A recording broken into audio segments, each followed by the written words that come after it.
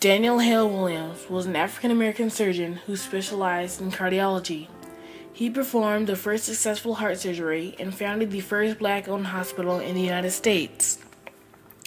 Daniel Hale Williams was born on January 18, 1856, in Hollidaysburg, Pennsylvania. He was the son of Daniel Williams Jr. and Sarah Price Williams. Daniel Hale Williams' ancestry consisted of African Americans, European Americans, and Native Americans. His grandmother had been a slave on the same plantation as Frederick Douglass, who was also Daniel Hale Williams' cousin. Daniel Hale Williams' father and grandfather were both barbers. His father co-founded the National Equal Rights League. The National Equal Rights League was a civil rights organization founded during the Civil War. In 1866, when Daniel Hale Williams was 10 years old, his father passed away from tuberculosis. Without the money Daniel's father made, his mother couldn't afford to take care of all her children. Sarah Williams had no choice but to send them away to live with close friends and relatives. Daniel was sent away to a family friend in Baltimore, Maryland, to be a shoemaking apprentice. However, shoemaking was not Daniel Hale Williams' true calling. He eventually became extremely bored at shoemaking and decided to run away and rejoin his family in Rockford, Illinois. As a teenager, Daniel decided to move to Janesville, Wisconsin, to join his sister Sally. Both siblings were able to get jobs in a barbershop. Sally was a hair designer who specialized in hair coloring, and Daniel Hale Williams was a barber. During his time in Janesville, Daniel Hale Williams began to explore different paths for his future.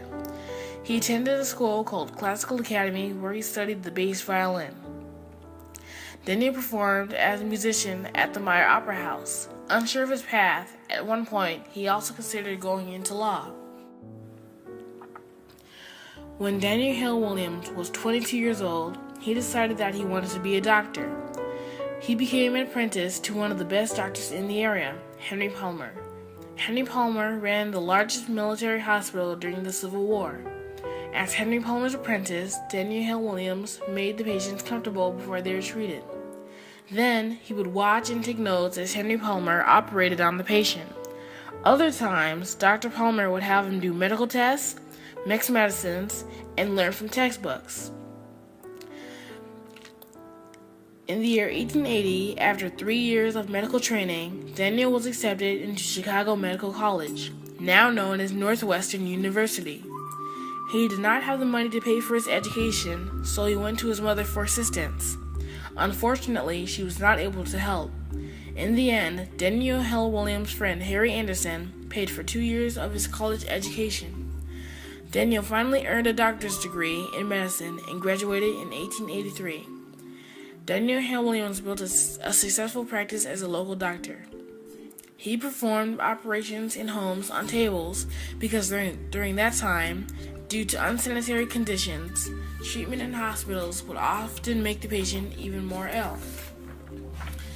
Louis Pasteur, a French scientist, was able to prove that germs in hospitals often infect patients. Daniel Hale Williams agreed with this discovery and always made sure everything was clean. He constantly cleaned all of his tools with certain chemicals so that his patients would not be infected. Daniel Hale Williams built a reputation of being an extremely skilled surgeon.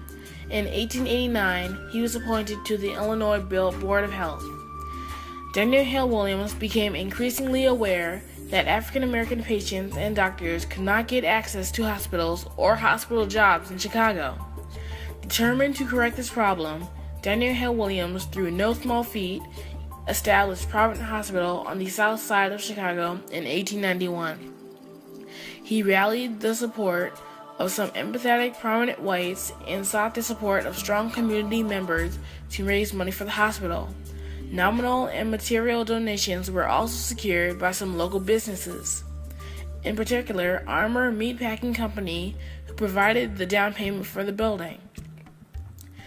The hospital had a training program for black nurses and physicians. Provident Hospital was open to all patients, black and white. It was the first non-segregated hospital in the United States. Provident Hospital was a great success, but one fateful day changed Daniel's life forever. A man named James Cornish was stabbed in the heart in a bar fight. James Cornish was rushed straight to Provident Hospital. There was no external bleeding, and the wound was hard to see unless you examined it closely. Dr. Daniel Hale Williams determined that a major vessel or the heart was injured. At that time, there were no x-rays, thus doctors had to examine wounds manually. Daniel considered performing an open heart surgery to save the man's life.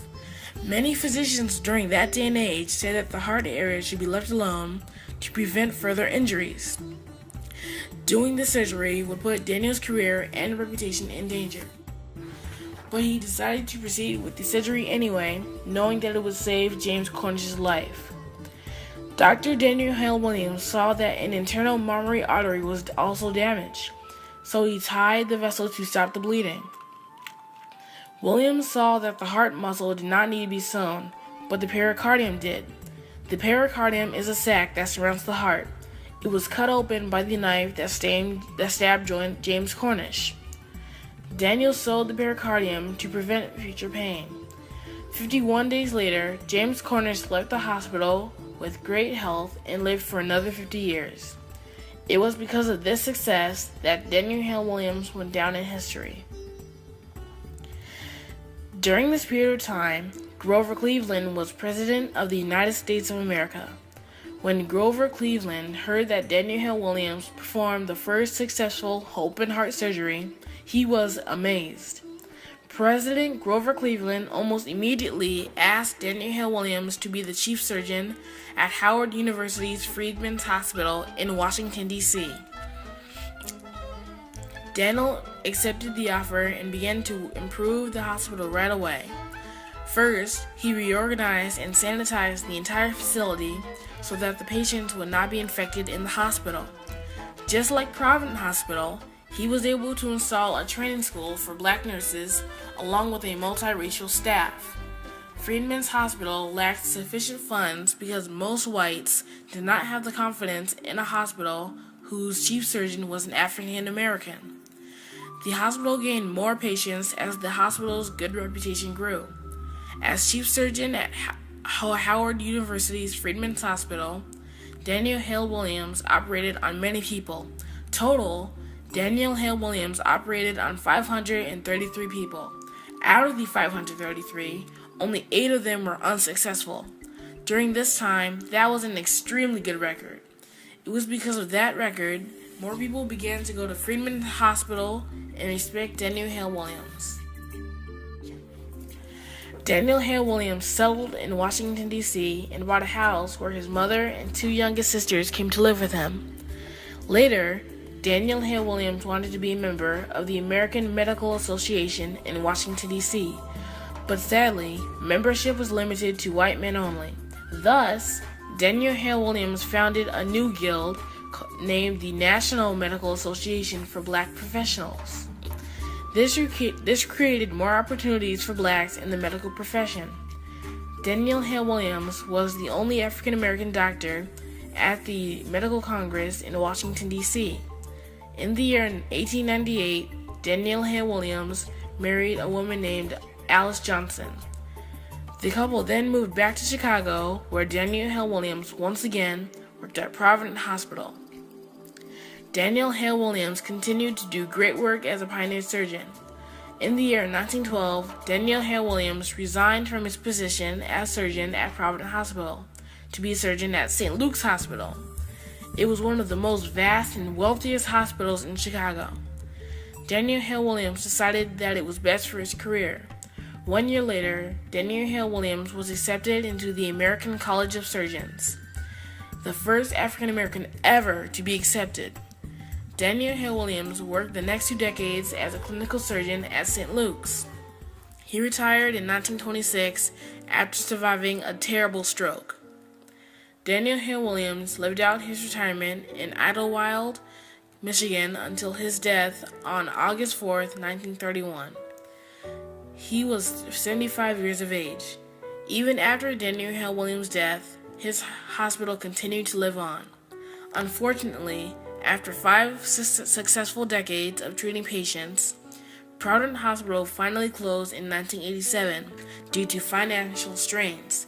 Nonetheless, the educational facilities of the hospital were resurrected in 1994, providing training for nurses. Daniel Hale Williams accomplished many things in his lifetime, and everything counted for the future. Daniel Hale Williams was able to get into a great medical college, he opened a hospital, and performed the first ever successful open heart surgery. He was even made chief surgeon at a hospital in Washington, D.C. that opened up many opportunities for African American doctors and nurses. Williams gave African Americans hope in a time of extreme adversity. Patients who lived in complete poverty and had no money were able to receive treatment due to Williams' efforts. No matter where he went, Daniel always helped people. Even in his old age, he worked as a clinical surgeon, treating minorities along with the poor.